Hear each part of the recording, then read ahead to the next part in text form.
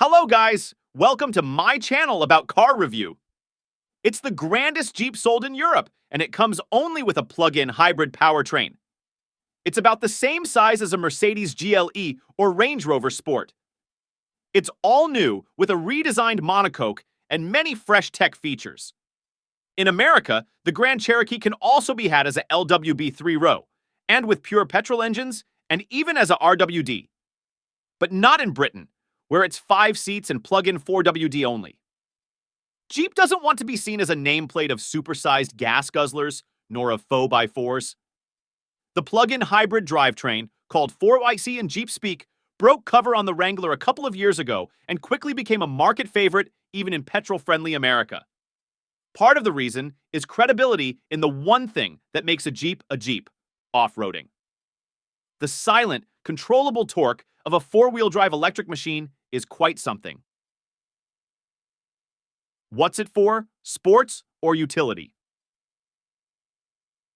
In an age where lots of SUVs aim for sportiness, this definitely doesn't.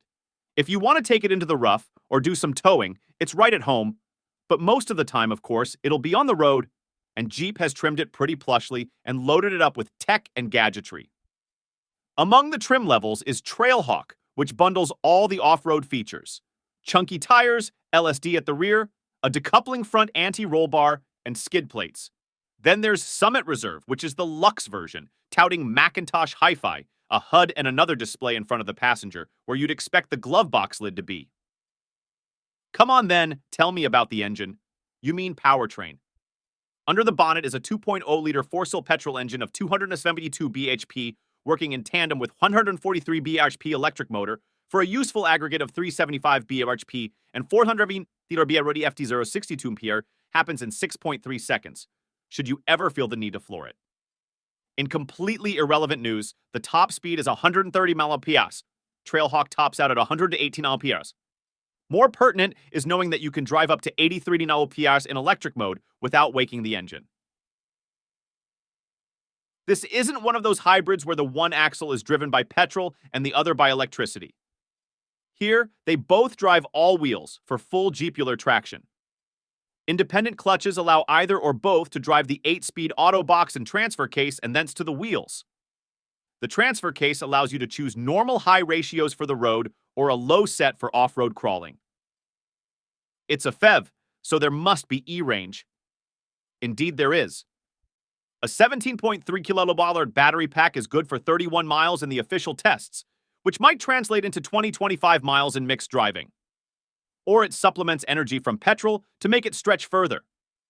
Jeep reckons on a total range of 434 range. It can also harness regenerated energy, captured when slowing down. On WLTP, the Grand Cherokee hits about 100 mph, depending on spec. But as with any PHEV real world, it entirely depends on how frequently it's plugged in. And running costs depend on the price of electricity. What about the driving? The engine isn't that refined, but with electric backup, you're mostly not stressing it. There's plenty of power for most needs.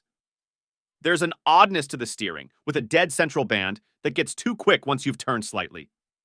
So you sometimes put too much input into a heavy car that really needs driving smoothly. It rolls less than you might expect, but pitches if you're not smooth. Still, a well-judged ride matters, and it's got one, at least with the air-suspended version we tried.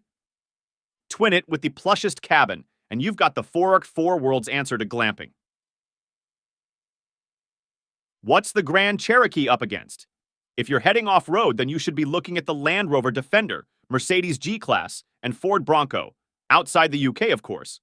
All handily tested side by side at this very link, along with the Jeep Wrangler. The Toyota Land Cruiser has since entered the arena, of course, and the Ineos Grenadier is the new kid on the block. That one's only really good for hardcore excursions, mind. None of those are PHEVs, though, and they sit a league above in terms of ability. Chances are you will be mostly on-road with this, so think BMW X5, Audi Q7, Range Rover, that sort of territory. Typically, it all rather depends on how much money you're prepared to throw at the problem. Which brings us to the price. You won't get into a Grand Cherokee for less than $70,000 these days, peaking at $85,615 for the fully tooled Summit Reserve trim. Seems expensive. Don't forget subscribe, guys.